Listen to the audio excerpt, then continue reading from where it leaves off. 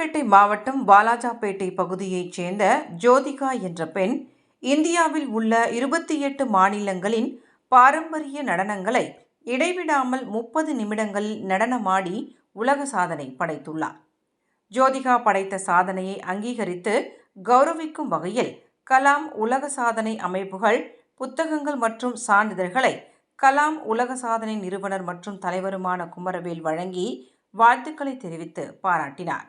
இந்த நிகழ்வின் பொழுது ஜோதிகா மற்றும் அவரது குடும்பத்தினர், உறவினர்கள், கலாம் உலக சாதனை நிர்வாகத்தின் நிர்வாகிகள் உடனிருந்தனர்.